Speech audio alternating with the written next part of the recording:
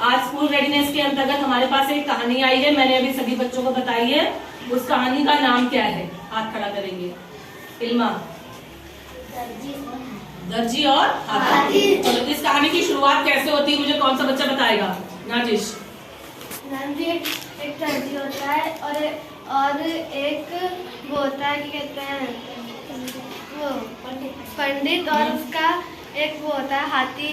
तो बस बैठ जाओ। एक पंडित होता है, उसने एक हाथी पाल रखा था। वो रोज पूजा करता था। पूजा करने के बाद वो हाथी को नहाने के लिए जंगल में एक नदी के पास ले जाता था। उसके बाद क्या होता है?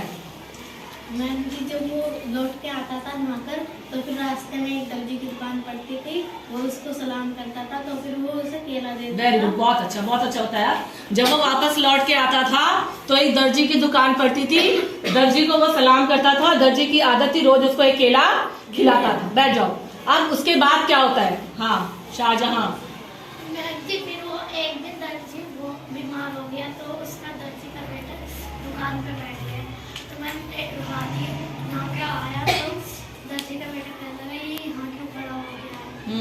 तो वो जो वे होते हैं ना, जो महावत। हाँ, वे कहते हैं जो तुम्हारे पापा है ना, वे इनको रोज केला खिलाते हैं इसको। तो हाथी वो कहने लगा, टेलर का लड़का, कि मैं भी इसको केला खिलाऊंगा। तो मैम जी उसने उसके केले में ना सुई भरा दी। बस वेरी गुड। बैठो। जब उसके पिताजी एक दिन बीमार पड़ जाते हैं दर्जी, तो दर्जी का लड़का दुकान पर बैठता है। तो दर्जी का लड़का जब हाथी नहा कर आता है, दुकान के सामने खड़ा होता है सलाम करने के लिए, तो दर्जी का लड़के को पता नहीं होता है। तो वो पूछता है कि ये हाथी यहाँ क्यों खड़ा है? तो जो हाथी का मालिक होता है महावत, वो बताता है कि तुम्हारे पिताजी इसको रोज एक केला खिलाते हैं।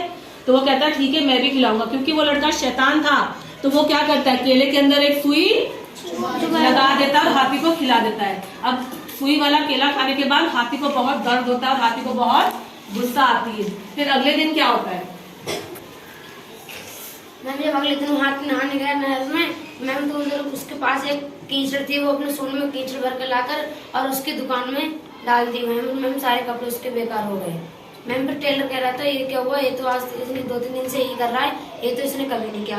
फिर मैम मुझे पता चला इसके लड़के ने केले के अंदर सुई बढ़ा के दे दी। फिर मैम उन दोनों ने उससे माफी मांगी। फिर भी हाथी बहुत गुस्सा था, वो ऐसे ही भाग गया बिना माफी। ठीक है, तो इस कहानी से हमें क्या सीख मिलती है? कोई बच्चा बताए। अब मुझे बताओ।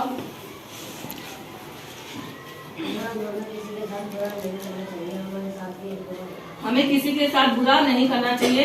अगर चाहे वो इंसान हो या जानवर, हमें सबके साथ अच्छा बर्ताव करना चाहिए। अगर हम किसी के साथ बुरा करते हैं तो निश्चित है वो भी हमारे साथ बुरा ही करेगा। ठीक है, बैठो। Very good.